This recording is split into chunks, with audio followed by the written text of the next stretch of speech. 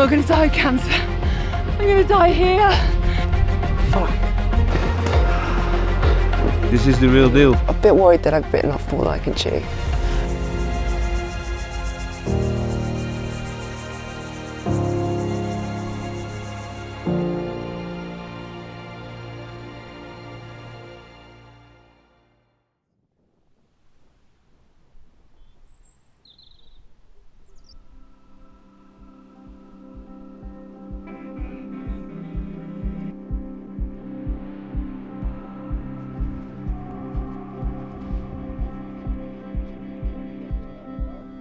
I found out with my PTSD, I always find excuses not to go. I need to stop backing out of things and making sure that I'm pursuing what I really want. I was 17.5 years old when I was drafted for the military. You have your number, you need to go. So that's how my journey started within the military. I was a medic and I stayed through the whole career, and then it's done. When you come out, it's a big change. You like a hand? Pardon the pun? Yes, thank you, please. No pun intended. I decided to apply for military police, so I was deployed in Somalia, Afghanistan, Djibouti, and Saudi Arabia. I truly enjoyed this life.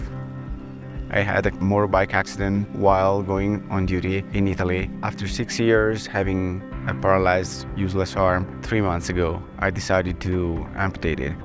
You have to readapt the way you walk, the way you run, the way you do everything. I am an army doctor, so before I became unwell, adventure was quite a big part of my life. And I went to Iraq for a bit. Then I was being based in Germany, based in Canada, loads of stuff in Africa, whether it was into South Sudan, the Nile, or whatever. It's always been kind of a big part of my life. The journey first started in 2016. I was diagnosed with breast cancer. I was told I've got metastatic, incurable breast cancer. So I'm kind of here because my whole world completely flipped upside down. I thought that I would never do anything like this again until this trip.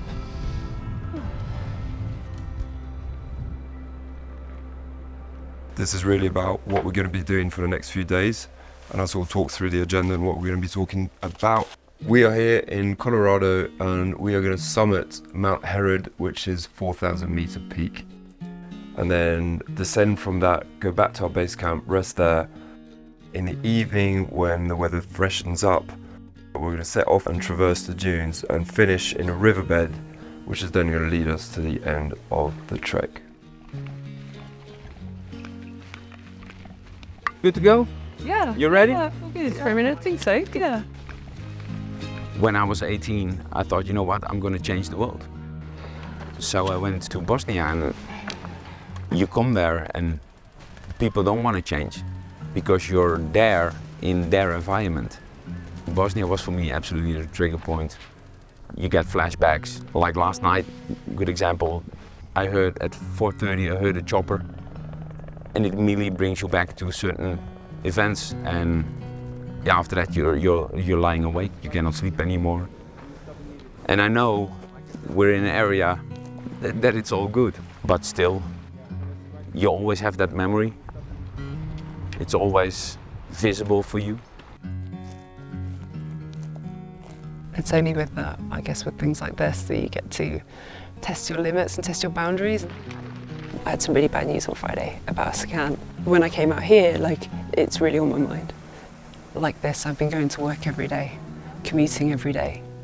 And you come out here and you look at the mountains and you're like, I don't want to sit in traffic anymore. There's lots of things about being told you've got a terminal disease, a terminal illness that is hard, but all I have is, literally all I have is right now. And then we all had a big laugh, and then Michelle started singing some sort of Dutch drinking song. So we were like, okay, cool, off we go again, you know. I'm going to do a couple readings from the Tao. Confront the difficult while it is still easy. Accomplish the great task by a series of small acts. The master never reaches for the great. Thus she achieves greatness. When she runs into difficulty, she stops and gives herself to it. She doesn't cling to her own comfort. Thus, problems are no problem for her.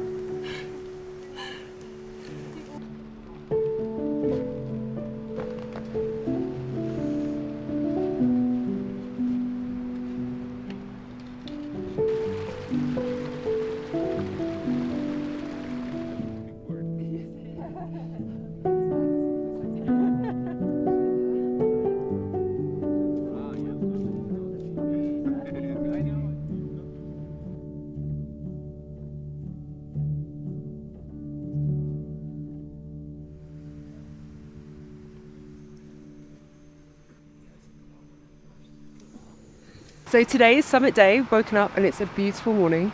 Yeah, let's just hike and have fun and enjoy the day. So we've just started day 2 and we've made our way up from Medno Lake. For today we're going to take this ridgeline up to the false summit of Herod, get up to Herod, take that full view in, come back down towards the advanced base camp.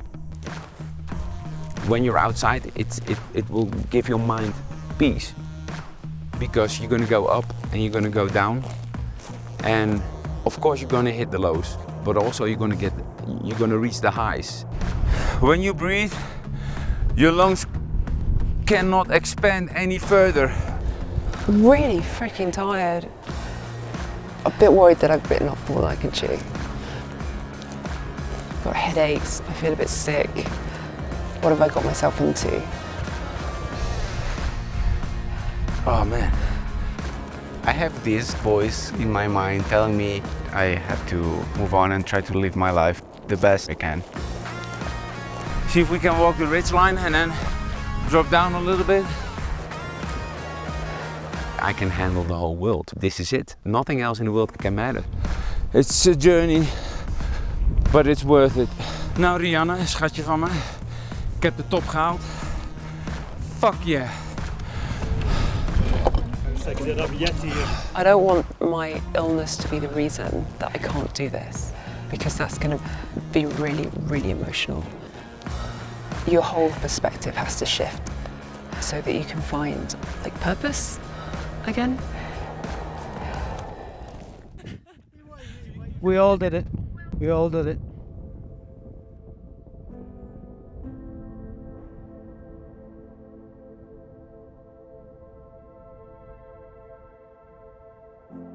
I was told when I was diagnosed I would be dead in 5 years, and that was 4 years ago.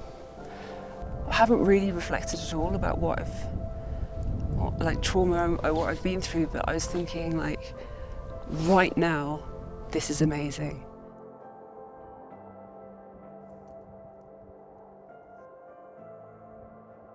Made me realise that I'm actually okay in a like a really good way, in a way that like sorry. Fuck, sorry, excuse me. That took me by surprise. Yeah, like I'm kind of doing okay. This is really good. Like I feel like this is like a launch pad, like getting here, and I'm not spending a lot of time thinking about what I'm going through. Just this is really, really cool. Like, it feels like the world is really big, and it's still like available to us all. And you don't have to think about what you've gone through. You don't have to think about what you've gone through.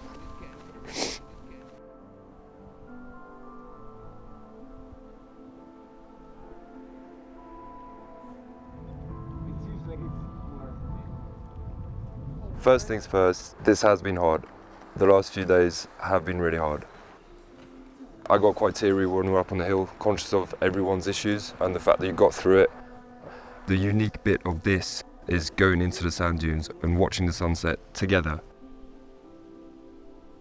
What makes me happy about this experience is I am able to do it with people with different disabilities, and we are all together as a group, and we have a purpose to do it together.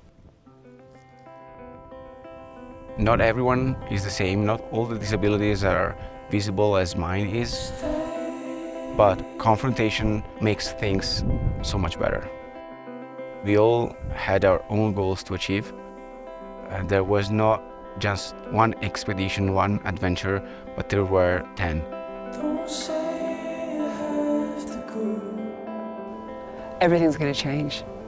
I hope it's not the beginning of the end of it. Who knows? At some point, the beginning of the downhill will start, and it might be happening. I need to get away from all of that stuff and just be here with big sky and be here with like my feet in sand, and everything else feels very small again, which is great, which is exactly what I needed.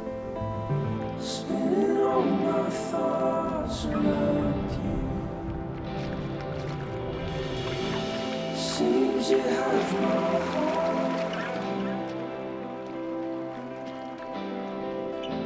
and I'm not scared about it.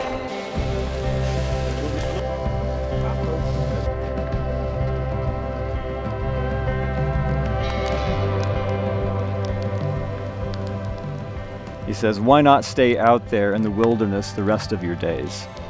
Because that's not where the people are. The final test is how well does your experience of the sacred in nature enable you to cope more effectively with the problems of mankind when you come back to the city.